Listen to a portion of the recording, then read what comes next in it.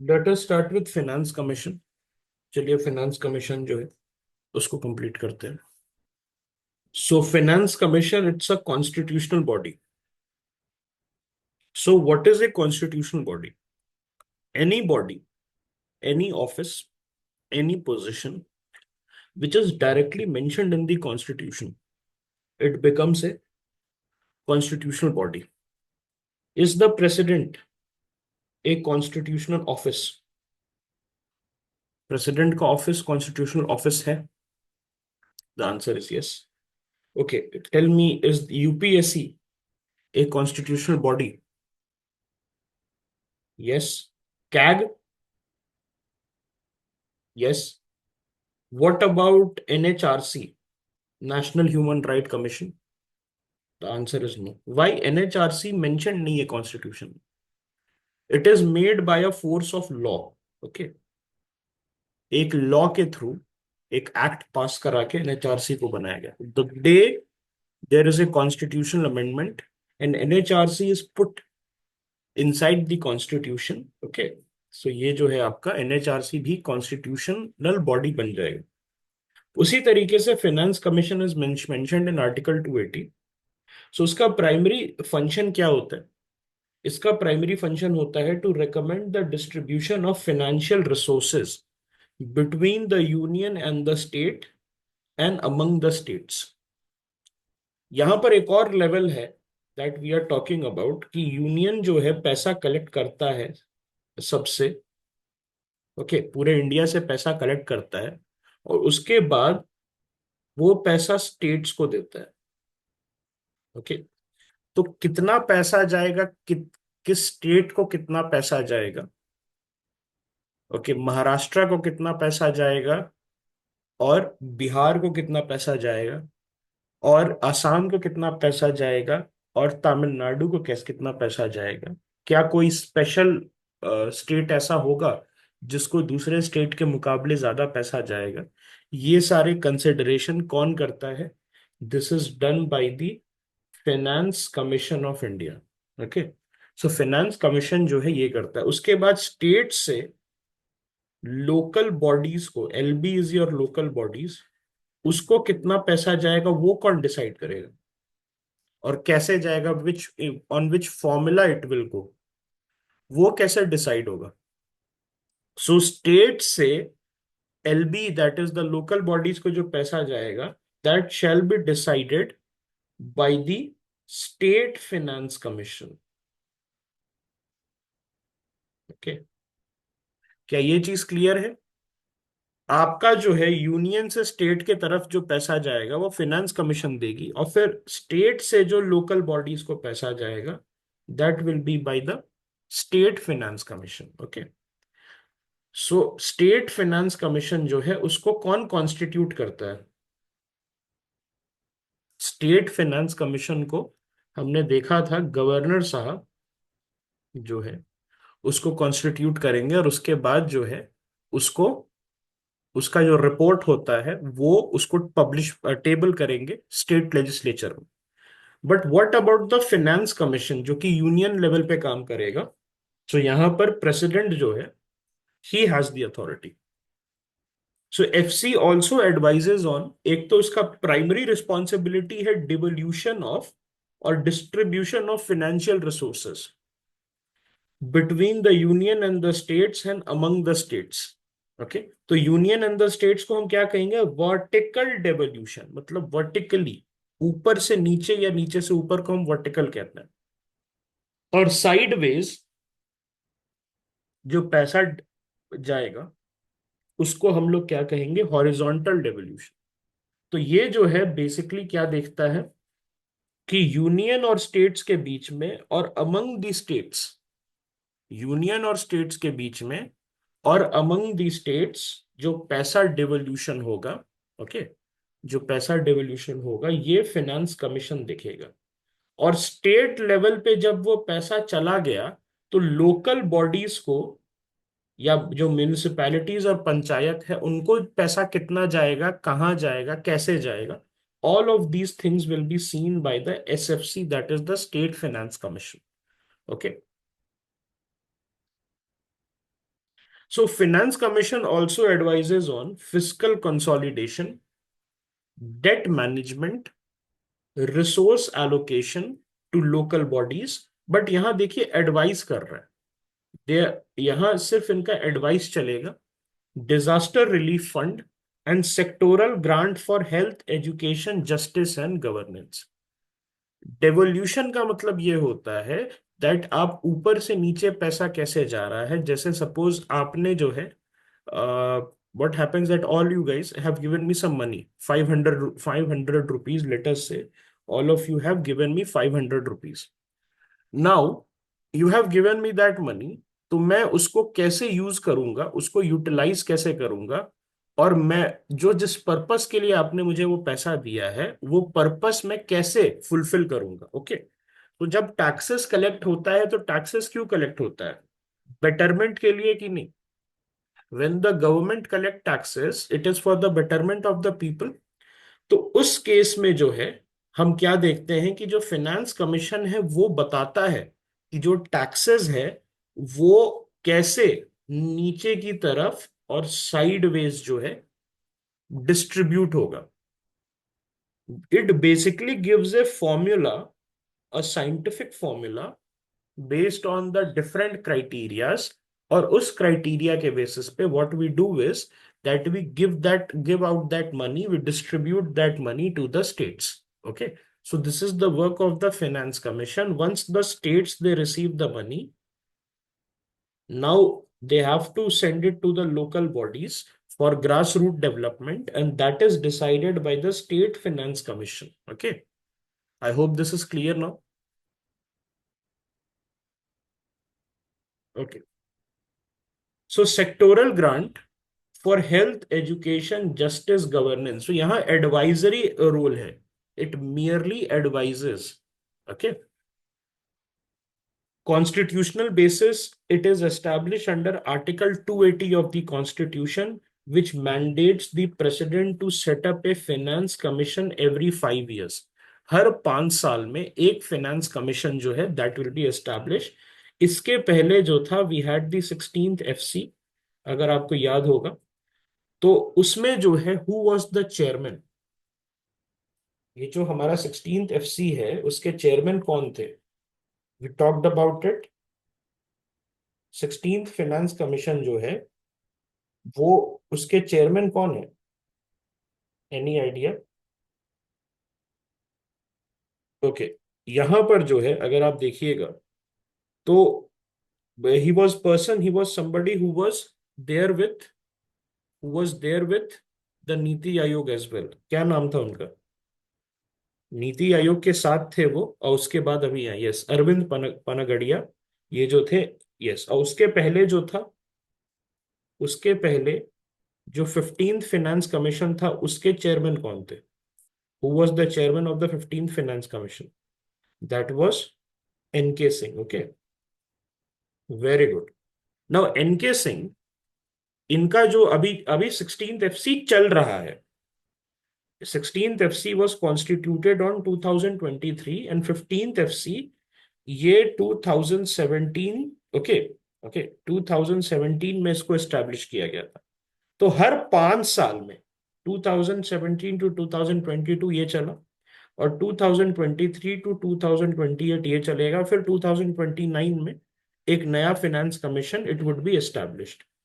अब यहां पर आप देखेंगे इसका कॉम्पोजिशन क्या होता है।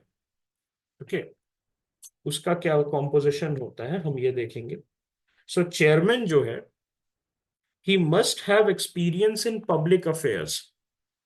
So that is why majority of the chairperson, if you will see, they are IAS officers. Why? Because public affairs. Okay. So IAS officers majority cases में, but not in all cases. There are other people as well who have administration affairs के, जिनको पता रहता है कि कैसे administration करना है, या they have experience in administration, they also are okay part of this. तो आईएएस ऑफिसर्स जो हैं बेसिकली चेयरमैन बनाए जाते हैं in majority of the cases but not in all cases. उसके साथ साथ चेयरमैन के साथ साथ चार अदर मेंबर्स होते हैं, फोर अदर मेंबर्स। उसमें से एक जज ऑफ ए हाई कोर्ट होता है और a person who is qualified for such an appointment. तो this person brings the legal expertise. ये जो जज साहब होते हैं या any person who is similarly qualified, this person he brings legal expertise to the finance commission. And then a person with expertise in finance and government accounting. So ये जो है, क्या मैं कह सकता हूं कि किसी रिटायर्ड IAAS ऑफिसर को आप बना सकते हो, यहां पर रख सकते हो। और somebody who has experience in audit, anybody else who has worked in the audit, maybe big four firms में, जिसने 20 25 30 साल काम किया हो, उसको बहुत अच्छे से पता हो how government auditing is done. या कोई audit and account service officer who has retired from a high position, somebody like that can be there। and then this person brings audit expertise। अभी तक हमने क्या देखा, there is a chairman who brings public affairs generalist expertise, then there is a judge of a high court who brings legal expertise, and then there is a person who brings audit expertise, and then there is a person with extensive experience in financial administration। So this all again, it can be an IAS officer, somebody who has worked in RBI। So this person, he brings financial expertise or financial administration expertise, and then an economist with specialized knowledge। तो ये जो है generally किसको बनाया जाता है, ये professors वगैरह जो हैं, DSC, Delhi school of economics, DSE sorry, Delhi school of economics, या किसी अच्छे कॉलेज से कोई प्रोफेसर साहब होते हैं, उनको जो है यहाँ पर बना दिया जाता है as a member. Okay, so ये जो है जनरली ऐसा रहता है। तो यहां पर हम क्या देख रहे हैं, लीगल, ऑडिट, फाइनेंशियल एडमिनिस्ट्रेशन, उसके साथ साथ इकोनॉमिस्ट जो रहता है, इन सब का क्या रहेगा, they will be helping the chairman with their expertise, okay, in their specific domain. All right, I hope this is clear. उसके साथ साथ जो है, we also have part time members as well.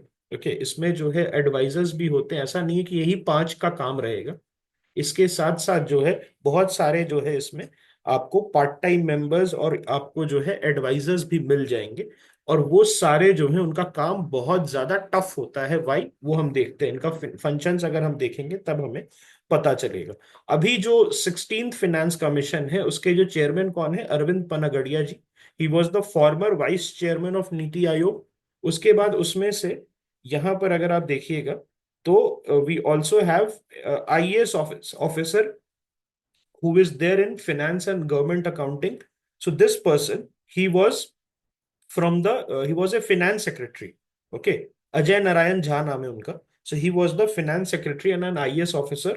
और उसके बाद जो है, there is also one person who was the director of Institute of Economic Growth। तो IEG करके एक ऑर्गेनाइजेशन है, और वो क्या है, basically it's a think tank. Okay, it's a think tank. और वहां पर जो है आप देख सकते हो कि how economy of the country works. Okay, and then there is also one other IAS officer, okay, who is there with financial administration knowledge. और उसके साथ साथ SBI जो है, SBI के एक former chief economic adviser is also there. तो इस टाइप के लोग जो है आपको यहां मिल जाएंगे। इनके अलावा chair plus four other member के अलावा भी आपको बहुत सारे एडवाइजर्स मिल जाएंगे यहाँ पर। ऑल राइट, और इसका टेन्योर कितने साल का होता है, टेन्योर इसका 5 years का होता है। Please remember this. सो इनका काम बहुत डिफिकल्ट होता है। व्हाट इज देयर वर्क, तो सबसे पहले the finance commission recommends vertical devolution, the percentage of net central taxes shared with the states.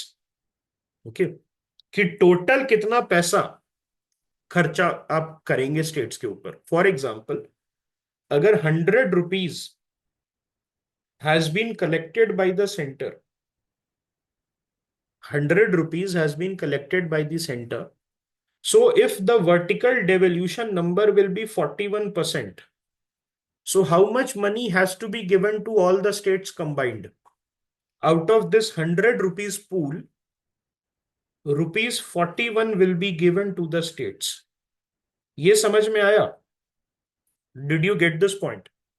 That if the center has collected 100 rupees, if the center has collected 100 rupees and the vertical devolution number recommended by the Finance Commission is, let us say, 41%. So 41 rupees out of 100 rupees will be given to the states so that they can spend on their own. And rest, what is the number that is left? Rupees 59 with the center. Yes or no? ये वाला calculation समझ में आया? 100 में से मैंने 41 दे दिया states को because 41% is the vertical devolution number, और उसमें से मेरे पास 59 बचा। तो प्रधानमंत्री स्कीम्स जो होता है ना, जिन स्कीम्स के स्टार्टिंग में पीएम लगा रहता है, प्रधानमंत्री किसान योजना, प्रधानमंत्री XYZ योजना, तो वो सारे जो खर्चे हैं ये 59 रुपीज से आएगा। ओके, जितने भी सेंट्रल गवर्नमेंट के सेंट्रल सेक्टर स्कीम्स हैं, जितने भी सेंट्रल गवर्नमेंट के अपने खर्चे हैं जो ये अपने ऊपर करती है, वो सारा ये 59 से आएगा, और स्टेट्स जो है they will get 41 rupees. Now will each state get equal amount? क्या ये 41 रुपीज हर स्टेट में इक्वली डिवाइड होगा? So the answer is no. तो वहां पर जो है हमारा हॉरिजॉन्टल डिस्ट्रीब्यूशन आ जाता है। Vertical devolution is the number जो आप क्लियरली दे देंगे स्टेट्स को कंबाइंड। तो suppose the number is 41%, it means 41 rupees has to be distributed among the states from a pool of rupees 100 if the center has collected rupees 100. तो obviously it does not collect rupees 100, it collects in lakhs of crore rupees, but वो पैसा का 41% आपका चला जाएगा states को if the vertical devolution number is 41%। Now horizontal distribution जो है ये बताता है हमें कि हर स्टेट को इक्वल पैसा नहीं मिलेगा। Why? Because some states they require more help than others. Yes और no? Some states they require more help than others because उनकी पॉपुलेशन वगैरह ये सब ज्यादा रहती है। तो वो हम देखते हैं कैसे। सो हॉरिजॉन्टल डिस्ट्रीब्यूशन कैसे होता है? सबसे पहले देयर इज अ फॉर्मूला जिसमें इनकम डिस्टेंस आता है। ओके, तो इनकम डिस्टेंस में लेट अस से बिहार का एग्जांपल लेते हैं और महाराष्ट्र का एग्जांपल लेते हैं, तो who will get a higher share when compared to Bihar and Maharashtra? If you do a comparison, तो इसमें से इनकम डिस्टेंस के बेसिस पे किसको ज्यादा पैसा मिलेगा? बिहार को मिलेगा। Okay, why Bihar? Bihar is a laggard, हम ये कहते हैं। Why? Bihar has a history of backwardness. Okay, तो उसके चलते क्या है, इनकम डिस्टेंस ज्यादा है वहां पर। The Bihar's per capita income is $1,600-1,700। वहीं पर महाराष्ट्र का जो है अप्रोक्सीमेटली $4,400-500 है, almost triple that of Bihar. तो उस केस में हम क्या कहेंगे कि इनकम डिस्टेंस क्राइटेरिया जो है उसमें बिहार जो है it requires more help, and that is why Bihar will be getting better help, okay, then Maharashtra. तो आप कहेंगे क्या ये जाति नहीं है? देखिए, महाराष्ट्र जो है ये अपने भी टैक्सेस कलेक्ट करता है, being a industrialized, being a coastal state. So ये अपने भी टैक्सेस कलेक्ट करता है। तो ये इसका मतलब ये नहीं है कि बिहार के पास ज्यादा पैसे बचेंगे एट द एंड।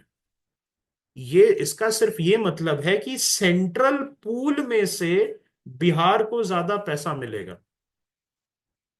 ये आप देखिए, बजट अगर आप करके देखिए तो उसमें हमें क्या पता चलेगा कि महाराष्ट्र गवर्नमेंट का बजट ज्यादा बड़ा होता है या बिहार गवर्नमेंट का बजट ज्यादा बड़ा होता है। फाइनली जब आप वो देखते हैं बजट में, तो किस किस गवर्नमेंट का बजट ज्यादा बड़ा होगा? Maharashtra government will have a bigger budget. Maharashtra government will be having a bigger budget compared to the Bihar government. Why? Because Maharashtra government अपने स्टेट लेवल के टैक्सेस बहुत अच्छी कलेक्ट करता है, because economic activity is very high in Maharashtra. When we compare that to Bihar, Bihar में economic activity उतनी नहीं होती है, पॉपुलेशन ज्यादा है। दैट इज वाई ये जो वर्टिकल डेवोल्यूशन है ना, this is from the central pool, जो सेंटर ने टैक्सेस कलेक्ट किया है, जो सेंट्रल पूल के टैक्सेस हैं, उसको जो डेवोल्यूशन है, उसका हम कहते हैं कि 41% will be shared with the states. And उसके बाद हॉरिजॉन्टल डिस्ट्रीब्यूशन में हम अलग अलग क्राइटेरिया लेके आते हैं। ओके। और इनकम डिस्टेंस जो है, this is the most important, okay, this is the most important criteria that we take into account। okay, I hope this is clear। उसके बाद आता है demographic performance. Okay. Demographic performance में बिहार को ज्यादा पैसा मिलेगा या तमिलनाडु को ज्यादा पैसा मिलेगा? Just try to understand. Bihar को ज्यादा पैसा मिलेगा या तमिलनाडु को ज्यादा पैसा मिलेगा when I am talking about demographic performance? Income distance में तो सभी ने सही से बता दिया। तमिलनाडु को ज्यादा पैसा क्यों? Because Tamil Nadu was able to get its population numbers under control. Tamil Nadu already has 1.3 1.4 TFR, whereas Bihar जो है अभी भी, till very recent Bihar had a 3 TFR। अब कम आ गया है बिहार का भी TFR जो है, वो स्टेबलाइज कर रहा है, but Tamil Nadu had a better, okay, Tamil Nadu had a better performance. तो इसमें जो है TN will be incentivise more than Bihar. Okay. Demographic performance में यूपी को ज्यादा पैसे मिलेंगे कि कर्नाटका को ज्यादा पैसा मिलेगा? Uttar Pradesh will get more money और Karnataka, very good, Karnataka will get more money. Why? Because south Indian states in general, they had an excellent performance when we talk about, okay, whenever we talk about the demographic performance। okay, I hope this is clear। तो income distance criteria में 45% का load होता है, that is income distance has a 45% share in the horizontal distribution criteria. Then demographic performance अगर हम उसमें देखें तो दिस इज 12.5%। उसके बाद क्या होता है? Area and population. तो ये जो है आपका 15% जो है यहां पर रहेगा। All right, 15% will be here. तो एरिया जैसे फॉर एग्जाम्पल, अगर ज्योग्राफिकल साइज बहुत बड़ा है, तो मान लिया कि MP है और सिक्किम है, तो किसको ज्यादा पैसा मिलेगा based on area and population? Based on area and population किसको ज्यादा पैसा मिलेगा? मध्य प्रदेश को मिलेगा ना। मध्य प्रदेश का एरिया ज्यादा बड़ा है ना। तो ज्योग्राफिकल साइज जो है, अब यहां पर समझिए कि somebody has a large area, तो उसको भले उसका पॉपुलेशन ना हो, but this state will require more infrastructure, ज्यादा ब्रिजेस बनाने पड़ेंगे, है ना, ज्यादा आपको काम करना पड़ेगा। तो Madhya Pradesh will be at the higher and then compare to Sikkim. Sikkim क्या है? सिक्किम में आप जो है टॉप टू बॉटम, आप जो है 4-5 घंटे में आप आराम से क्लाइम कर सकते हैं, अगर ट्रैफिक वगैरह या कोई ऐसा लैंडस्लाइड ना मिले तो। छोटा स्टेट है, फ्रॉम द बॉटम जो है टू द टॉप आप जो है आराम से यू कैन ट्रैवर्स। लेकिन क्या मध्य प्रदेश के एंड टू एंड आप 3-4 घंटे में कर सकते हो? नहीं कर सकते हो। You will require a very large, okay, large number of time, okay, large amount of time you will require for that. Then comes forest and ecology. अभी हाँ ध्यान से समझिएगा, बहुत इंपॉर्टेंट है ये। 10%, okay, and tax effort is finally 2.5%। यहां देखिए, forest and ecology, forest and ecology इसमें 10% होता है। तो सपोज मध्य प्रदेश को ज्यादा पैसा मिलेगा कि पंजाब को मिलेगा?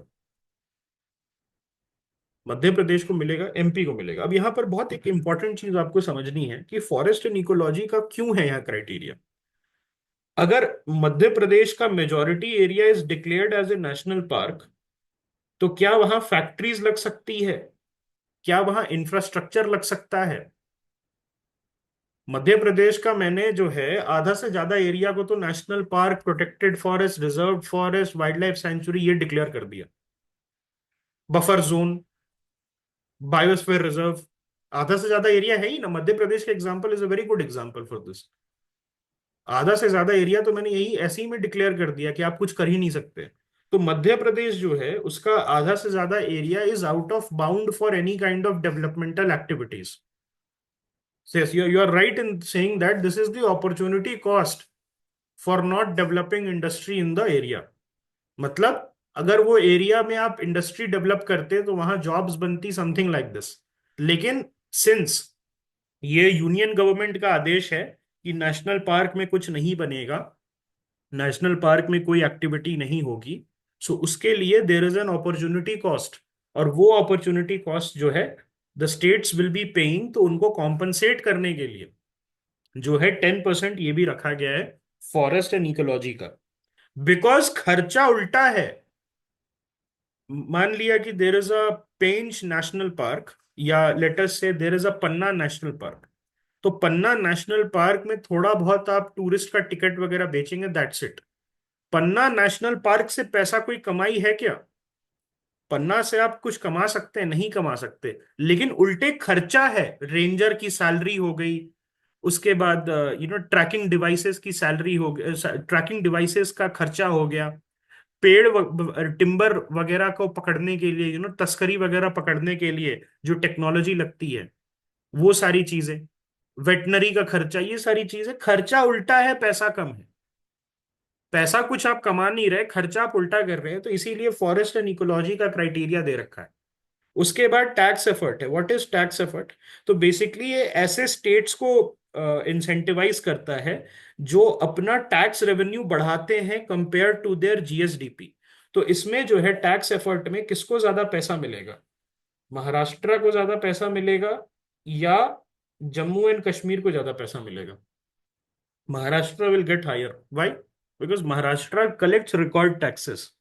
महाराष्ट्र जो है वहां रिकॉर्ड टैक्सेस कलेक्ट करता है। अब देखिए यहाँ पर जो है बहुत ब्यूटीफुल एक क्राइटेरिया बना है जहां पर ऐसे स्टेट्स, ये it's not totally incentivising Lagarde states. अगर मैं डेमोग्राफिक परफॉर्मेंस की बात करूं, एरिया की बात करूं और टैक्स एफर्ट की बात करूं, तो यहां पर जो है आप आराम से आप आराम से जो है स्टेट्स को इंसेंटिवाइज कर सकते हैं। लेकिन ऑल्सो ये रियलिटीज को ध्यान में रखता है। Income distance, this has the highest 45% criteria. तो इसके वजह से states like Bihar, they receive the highest number of central money, highest amount of central money. Okay, लेकिन क्या इसका मतलब यह है कि एंड बजट बिहार का बड़ा हो जाएगा कंपेयर टू तमिलनाडु और compare to Maharashtra? The answer is no. Why? Because these states, Maharashtra and Tamil Nadu, they have their own taxes, the state taxes. If you remember, state taxes जो है वो भी रहेगा, है ना? बिहार जो है unfortunately it was not able to collect its own taxes. तो 45% जो है, 45% वो हेल्प कर रहा है सेंट्रल पूल से इसको पैसा आने में। तो ये क्लियर है what is the difference between vertical devolution and horizontal distribution. Vertical devolution is कितना पैसा ऑल स्टेट्स को जाएगा।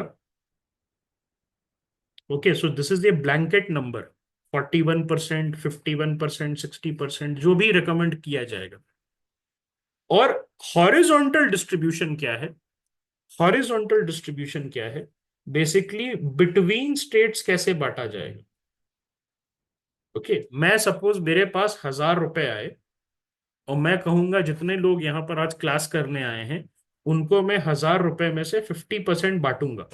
It means 500 rupees will be distributed between the 16 people.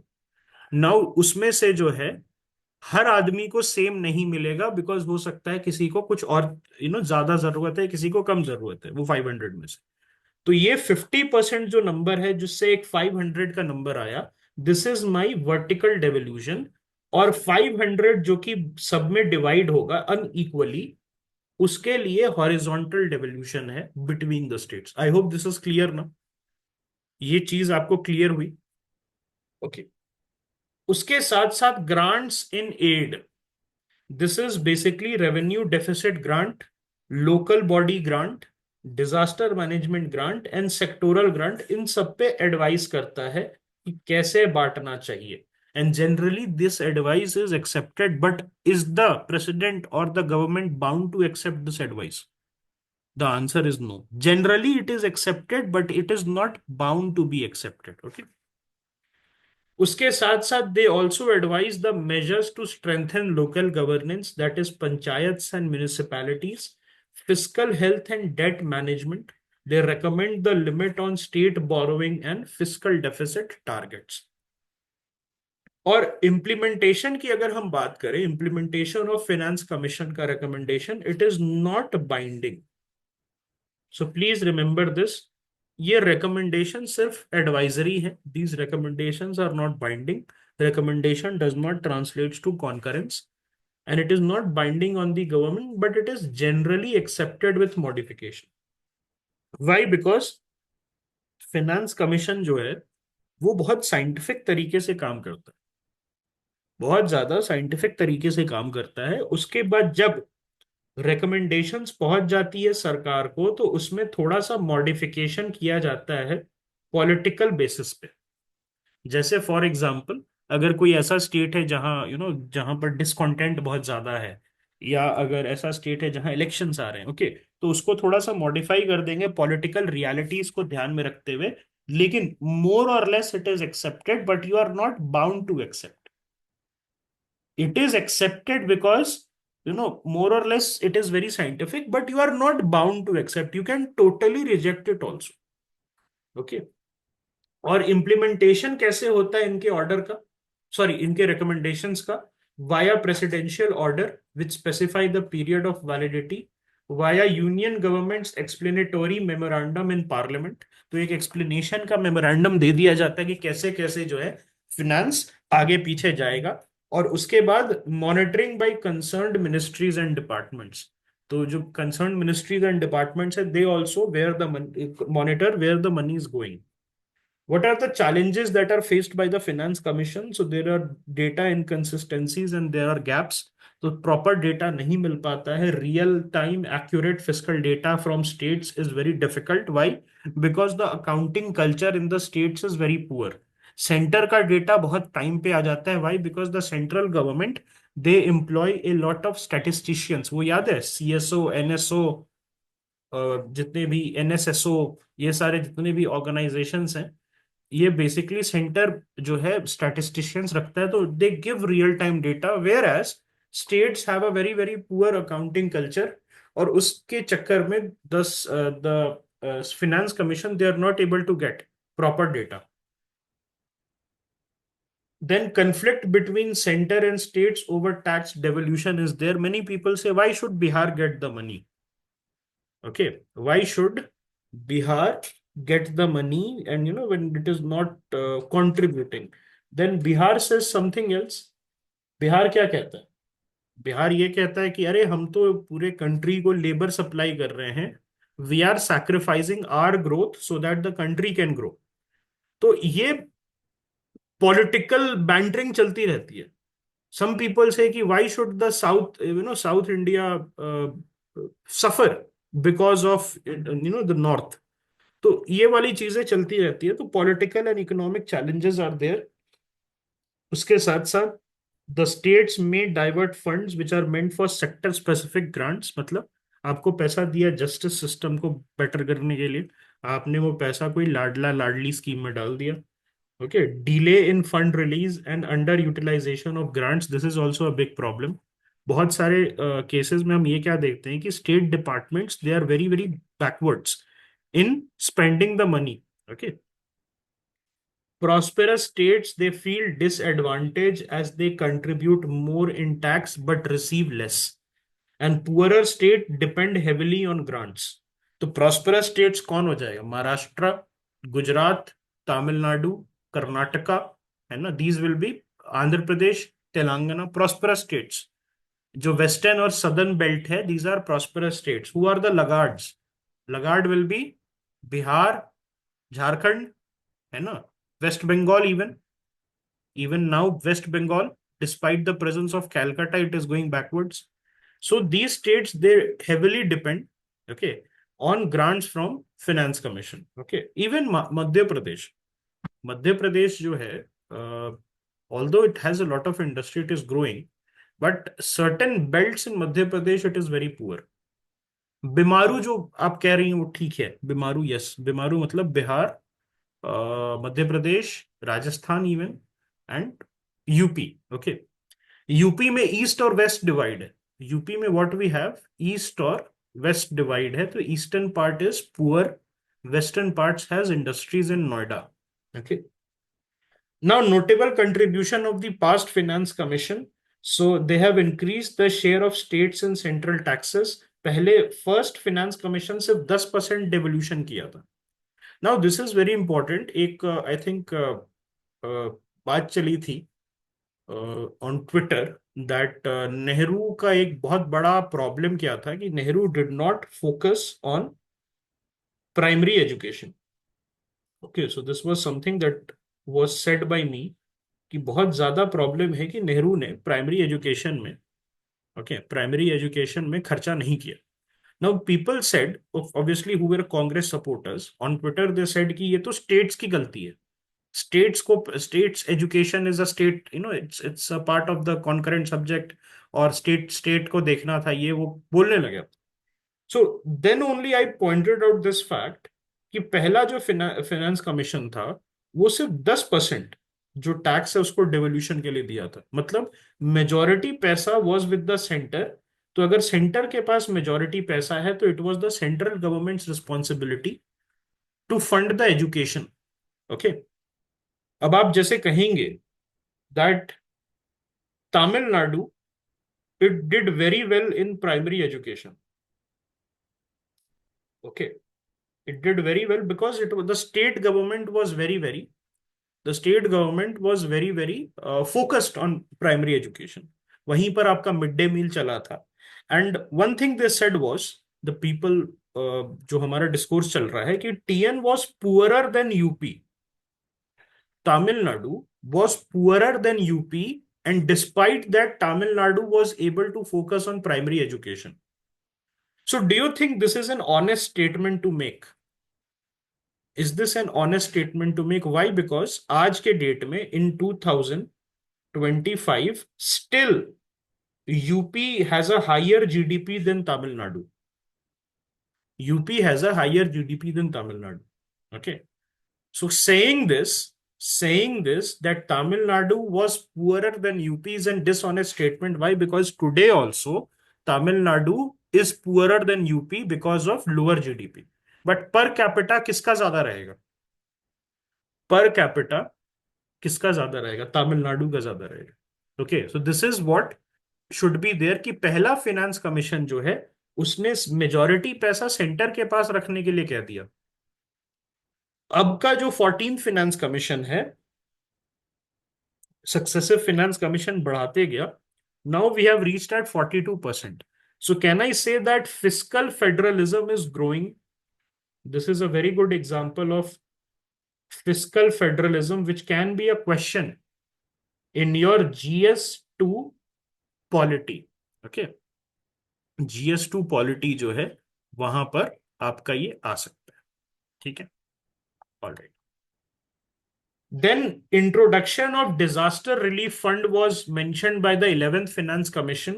Introduction of performance based grant was there via forest conservation। 12th finance commission ने forest conservation कहा।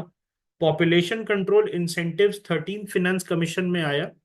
And judicial and statistical reform grants 13th finance commission में आया। Okay, so ये सारी चीजें याद करने की जरूरत नहीं है, मैं ये कहूंगा। वाई? बिकॉज बहुत पुअर आरओआई है, बहुत पुअर आरओआई है। मतलब ये जो है डिजास्टर रिलीफ फंड कहां से इंट्रोड्यूस हुआ था? 11th एफसी से।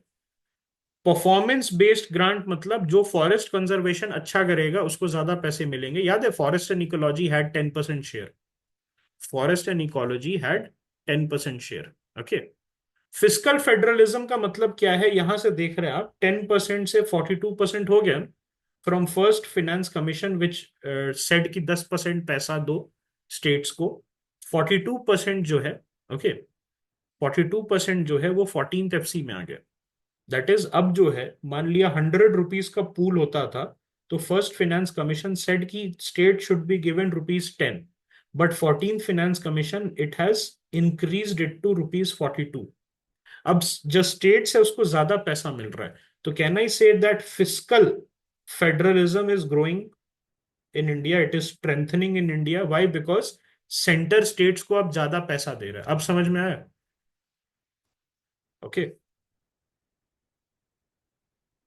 उसके बाद sectoral grants for health, education, local governance, justice delivery, ये सारी चीजों के लिए, डिजास्टर मैनेजमेंट के लिए भी अब इन्होंने देना शुरू कर दिया है। रिसेंट फाइनेंस कमीशन में 15th finance commission, it was established in 2017। ओके। और इन्होंने क्या किया? State share in central taxes was reduced from 42% to 41% due to JNK and Ladakh becoming union territories. Okay. So 2017 में इसको एस्टैब्लिश किया गया था, और 2020 से 2020 से इनका रिकमेंडेशन लागू है। ओके। जब अरविंद पनगड़िया साहब का जो फिनेंस कमीशन है, वो 2027 से उसका लागू हो जाएगा। ओके। उनके इसके बाद इनका क्राइटेरिया जो था, उसमें income distance 45%, population 15%, area 15%, forest and ecology 10%, demographic performance 12.5%, और टैक्स एंड फिस्कल एफर्ट पे 2.5% का फोकस है। Okay. So this is 45%, both population and area will be 30%, forest and ecology will be 10%, or demographic performance and fiscal effort 15%. So can I say that 15% is dedicated to good performance, good governance by the state? ये good governance model ही हुआ ना, tax and fiscal effort and demographic performance. Okay. तो 15% टोटल, that is 12.5 for demographic performance and 2.5 for better tax collection. तो ये 15% is dedicated to good governance. This is a point that you can write in your mains answer. Grants in aid की अगर हम बात करें, so revenue deficit grant for 17 states are there.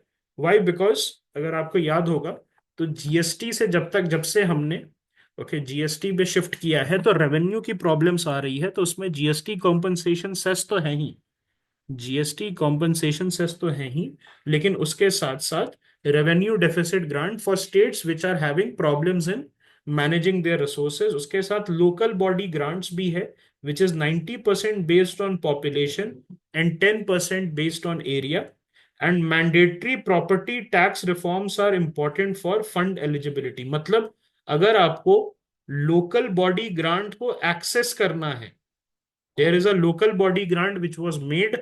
If you want to access it, there is a property tax reform that you need to undergo. So is it not similar to what IMF does with the countries? जैसे IMF करता है, उसी तरीके से finance commission भी कह रहा है that if you want this local body grant, you have to do the property tax reform. Okay. Sector specific grant health, education, agriculture, judiciary वगैरह के लिए मिला है। तो जुडिशियरी मतलब क्या हो गया? किस लिए मिला है जुडिशियरी के लिए? जुडिशियरी मतलब क्या हो गया? मतलब नए कोर्ट, नया इंफ्रास्ट्रक्चर बनाने के लिए। सब एक क्वेश्चन आ सकता है, court infrastructure has been very very backwards. This is very true for what? This is very true for the lower judiciary. एक बड़ी प्रॉब्लम है that female lawyers, especially in states like UP and Bihar, they are leaving the jobs. उसके पीछे reason पता है क्या है?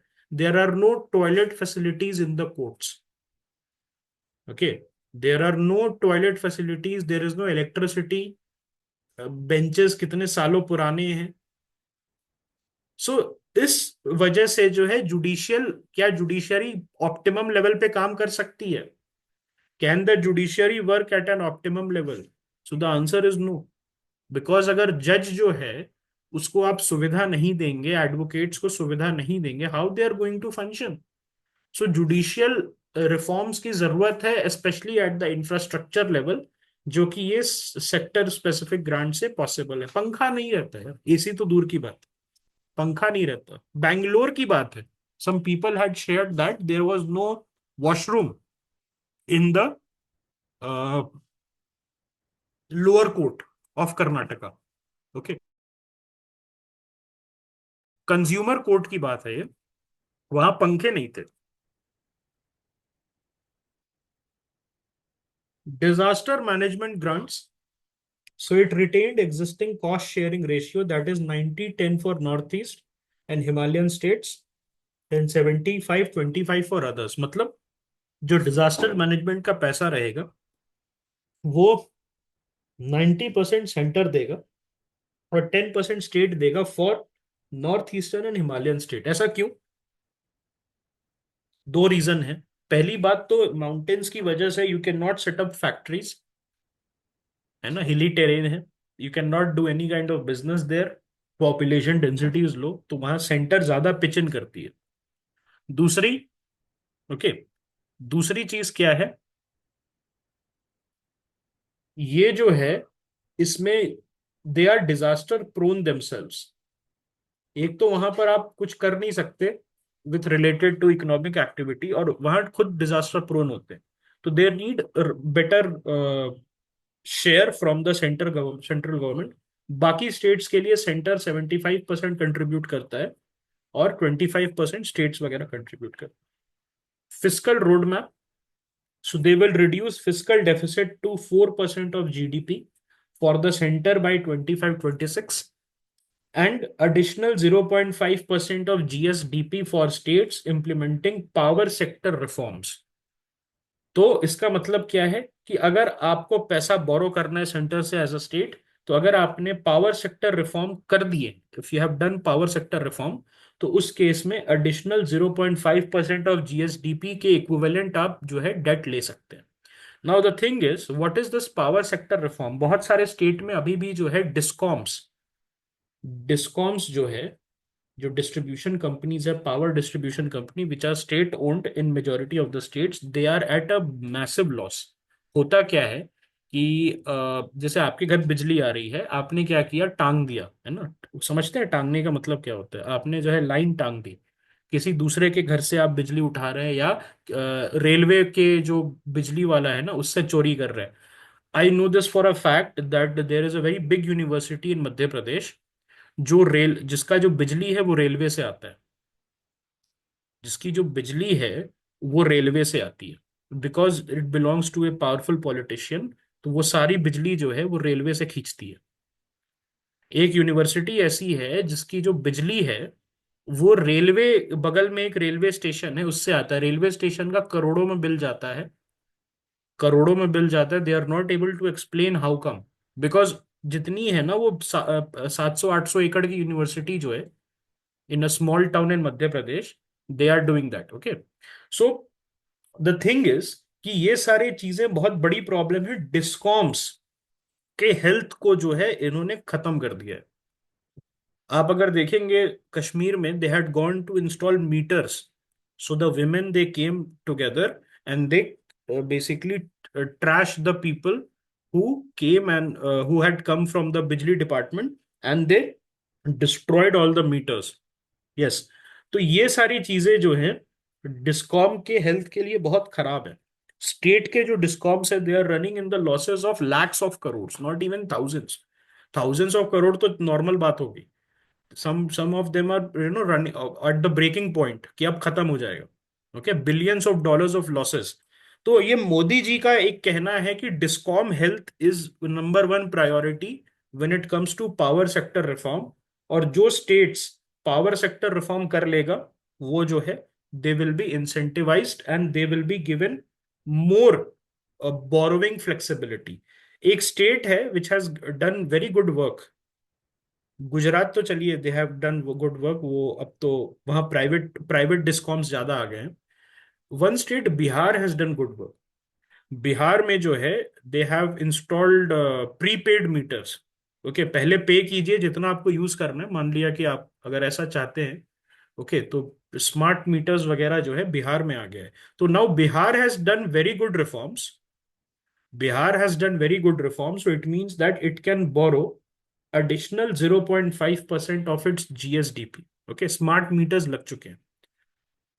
Okay, So recommendation for an independent fiscal council to oversee public financial management, funding of defense and internal security. So they recommended a non-lapsable fund for defense expenditure. मतलब non lapsable और lapsable में difference क्या होता है? Lapsable होता है साल के एंड तक जितना पैसा आपने खर्चा नहीं किया, वो जो है वापस चला जाएगा. Okay, for example I give you ₹100.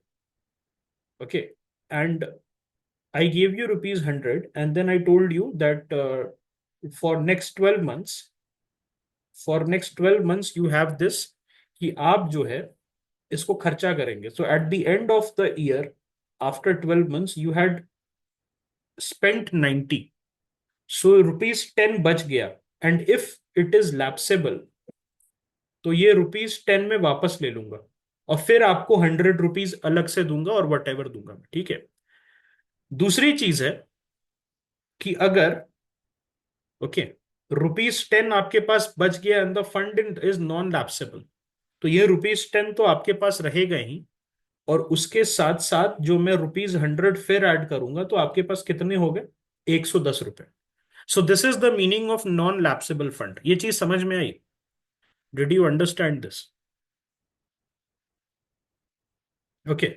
मुझे एक बात बताए, प्रीवियस ईयर से मैं पूछ रहा हूं, this is I think from 2020. एक फंड है MP lads. Is it non lapsable और लैप्सेबल? ये जो हर MP को जो है 5 करोड़ रुपए दिए जाते हैं, 5 करोड़ की अपनी कॉन्स्टिट्युएंसी में खर्चा करो. अगर राज्यसभा वाले हैं तो किसी भी कॉन्स्टिट्युएंसी में आप खर्चा कर सकते हैं, और अगर लोकसभा वाले हैं तो अपनी कॉन्स्टिट्युएंसी में आप खर्चा कर सकते हैं. तो ये है क्या? आर दे लैप्सेबल और non lapsable? So they are non lapsable. Okay. This means कि कोई भी फंड जो है which is release to the district authority under this MP LAD scheme, if they remain unutilized, they can be carried forward. They can be what? They can be carried forward. अगर lapsable होता तो इसका मतलब है वो पैसा वापस चला जाता. Alright, so this is a previous year question. They had asked this question कि लैप्सेबल है या नॉन लैप्सेबल है. ओके, लैप्सेबल है या नॉन लैप्सेबल है. ओके. 5 करोड़ रुपीज मिलता है बेसिकली. देखिए, इसमें जो है आपको 5 करोड़ रुपए मिलता है. और बेसिकली जो है इसको क्या करना है, इसको जो है, यस, इसको जो है आप MP किसी भी एक चीज पे कर सकता है. और उसमें भी कुछ रूल्स हैं कि SC ST वेलफेयर का कुछ इसमें कंपोनेंट होना चाहिए. SC ST वेलफेयर का इसमें कुछ कंपोनेंट्स होना चाहिए. ओके. और 5 करोड़ रुपए पर MP जो है दे आर देयर. और इसमें जो है, ओके, इसमें जो है SC ST को 15% और ST का 7.5% फिक्स्ड है. मतलब 15% of the 5 crore will go for SC welfare and 7.5% of the 5 crore will go for ST welfare, depending on the population of the state. Okay. All right.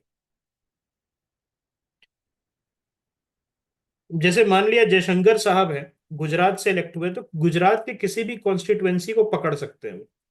और वहां पर जो है RSMP है, तो कोई ऐसा उनका कॉन्स्टिट्युएंसी है नहीं, तो गुजरात में किसी भी कॉन्स्टिट्युएंसी में वो काम करवा सकते हैं. Where as a Lok Sabha MP जैसे मोदी जी हैं, तो ही can use his MP LADS only for Varanasi. Okay. सिर्फ वो वाराणसी में कर सकते हैं. Okay. And suppose Modi ji चाहे कानपुर में काम कराना तो कर सकते हैं. मोदी जी अगर कानपुर में काम कराना चाहे तो कर सकते हैं. Not as PM, I am asking as MP. As MP करा सकते हैं? The answer is yes. Up to 25 lakh rupees out of that 5 crore आप करवा सकते हैं. 25 लाख रुपए अगर बाहर कहीं पर आपको किसी स्टेट में या किसी दूसरे स्टेट में या दूसरे कॉन्स्टिट्युएंसी में काम कराना है, तो अप टू 25 लाख रुपीज जो है आप करा सकते हैं. ठीक है. और अगर कोई नॉमिनेटेड मेंबर है तो वो, जैसे रेखा हो गई, सुधा मूर्ति, ये सारे लोग कहाँ कराएंगे? वो तो ना किसी स्टेट से आए हैं ना किसी कंस्टिट्युएंसी से आए हैं। So they will, nominated member can recommend work anywhere in the country, जहां पर उनका दिल करे। ओके, किसी भी देश के पार्ट में कर सकते हैं। तो RSMP in the same state, LSMP in the same constituency, and nominated MP anywhere in the country. Okay, alright. और MP का रोल क्या है? मेंबर ऑफ पार्लियामेंट का रोल सिर्फ रिकमेंडेशन तक लिमिटेड है, वो एक्चुअली में पैसा नहीं खर्च करता, he can only recommend. Alright. और किसका इसमें है रोल? DM का रोल होता है, डिस्ट्रिक्ट मजिस्ट्रेट जो है उसका, डिस्ट्रिक्ट अथॉरिटी का रोल होता है execution. The MP can only tell the DM कि सब ये जो है मेरे मेरे पास जो है इतने पैसे हैं, एंड आई विश कि ये काम हो, and the DM then he will have to execute the project. Okay, the MP is not the person who will be executing. और उसके साथ साथ किस टाइप के प्रोजेक्ट्स आप बना सकते हो MP लैड्स में? आप बना सकते हो ड्यूरेबल एसेट्स। ओके, जिसमें क्या हो सकता है? Electricity, drinking water, public health, sanitation, schools वगैरह बना सकते हो अगर आप चाहो तो। उसके साथ साथ you can also make non durable assets. Okay, और नॉन ड्यूरेबल एसेट्स में क्या हो जाता है?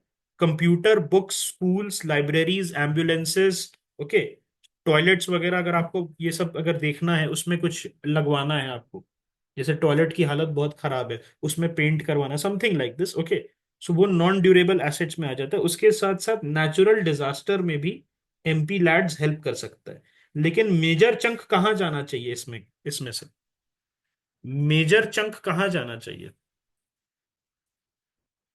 ड्यूरेबल एसेट्स में जाना चाहिए। Non durable assets only under special circumstances.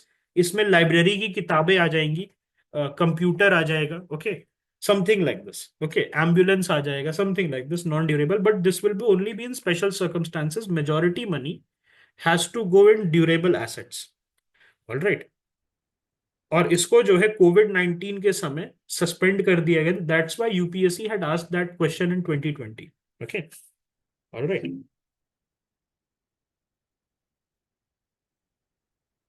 Any other question? MP LAD समझ में आया? MP लैड समझ में आया? ओके, तो नॉन लैप्सेबल होता है ये पैसा, अगर आप यूटिलाइज नहीं करेंगे तो ऐड होते जाएगा। Okay, alright. I think somebody had asked, फिर से समझाने के लिए, आपको समझ में आया? आई थिंक वजीक had asked। वजीक, were you able to understand? इसको कौन इंप्लीमेंट करता है, कौन सी मिनिस्ट्री इंप्लीमेंट करती है इसकी पॉलिसी वगैरह में?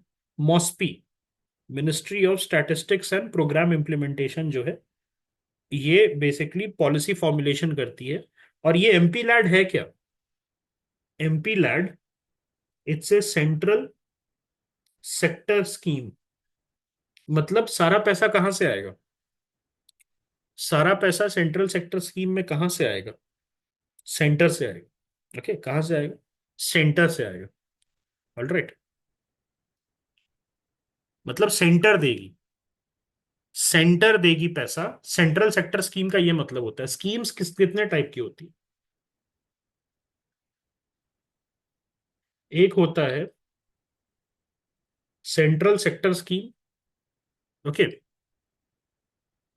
और उसके बाद एक होता है centrally sponsored scheme. Central sector scheme में जो है, दिस इज 100% सेंटर की responsibility.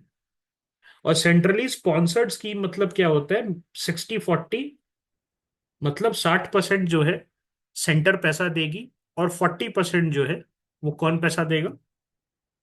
States.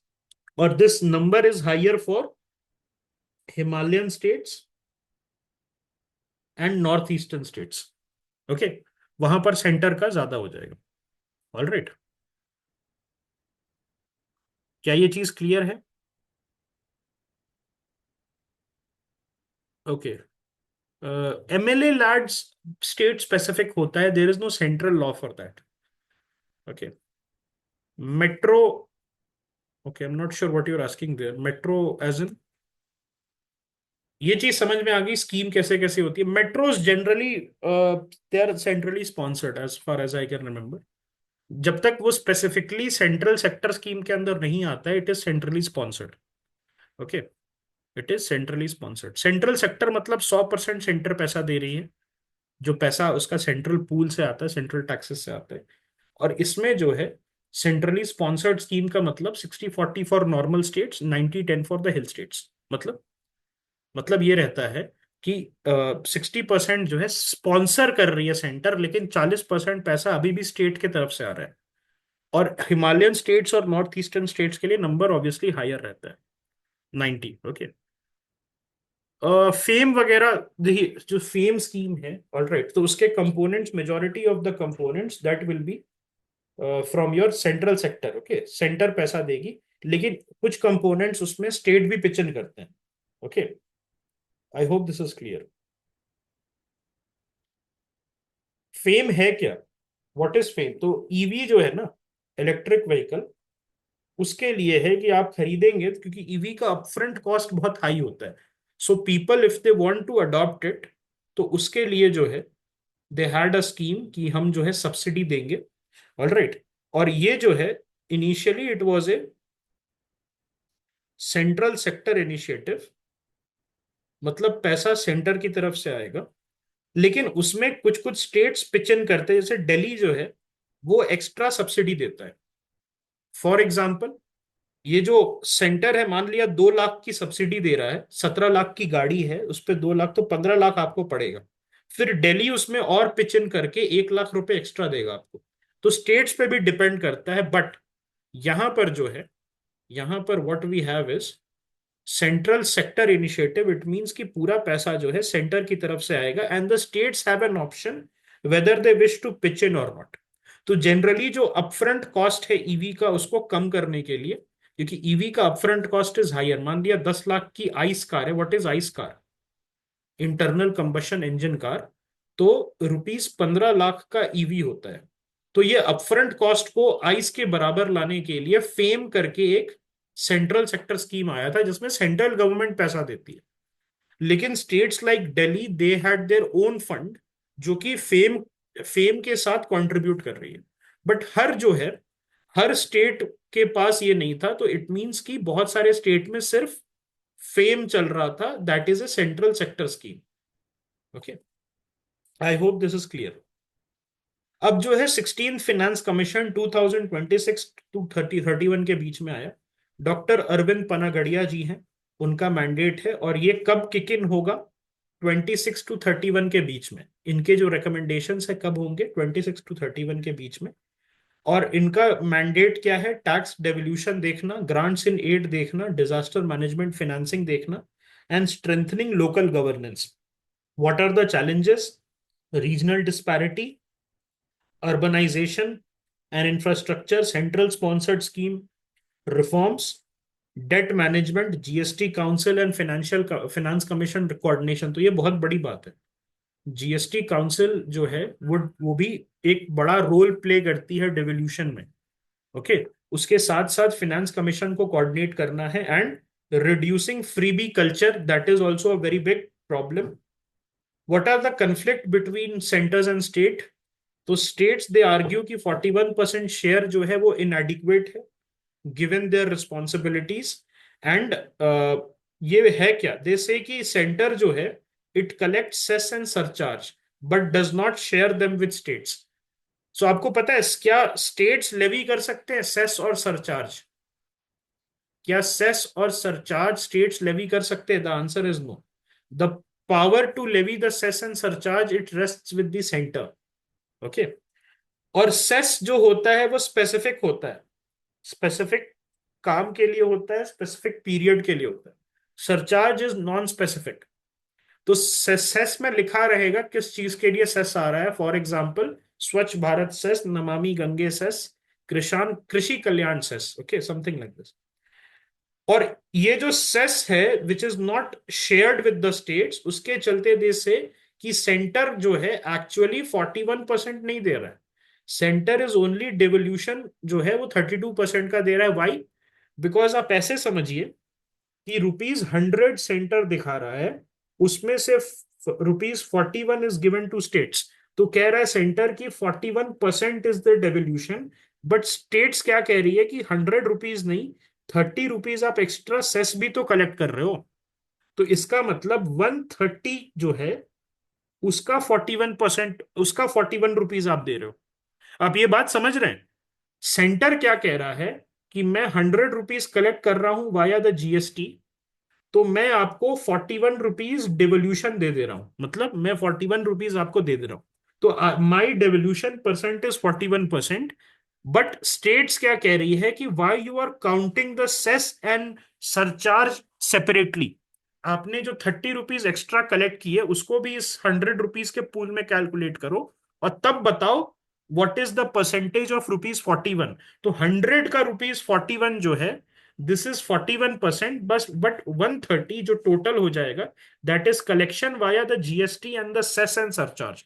But the problem is cess and surcharge is not shared. Okay, this is what, this is not shared with the states। इसीलिए जो total percentage है वो 32% पे आ जा रहा है। जो टोटल परसेंटेज है वो किस पे आ जा रहा है? वो आपका बेसिकली 32% नहीं, 41 नहीं, 32 पे आ जा रहा है। Okay, I hope this is clear. अगर आप देखेंगे, मान लिया कि सरकार ने जीएसटी से 100 करोड़ रुपए उठाए, तो 100 करोड़ में से 41 करोड़ वो स्टेट्स को दे रही है, तो दिस इज 41%। बट जो सेंटर है वो एक्स्ट्रा 30 करोड़ रुपीस कलेक्ट कर रही है, और उसको कैलकुलेट नहीं कर रही है अपने पूल में। Why? Because this is, they are not bound to share the cess and surcharge. तो उस केस में जो है 41 रुपीज, जो 41 करोड़ रुपीस शेयर हुआ है स्टेट्स के साथ, this is taking the number down to 32%। ये चीज समझ में आई सभी को? what I just said? Did you understand this part? Anybody has doubt in this? Why it is 32% and not 41%? Because cess and surcharge का pool को अलग रख रहे हैं, और जब सेस एंड सरचार्ज के पूल को ऐड करके उसमें से 41% आप देख रहे हैं, तब वो नीचे आ जा रहा है 32% पे। Okay, then regional disparities.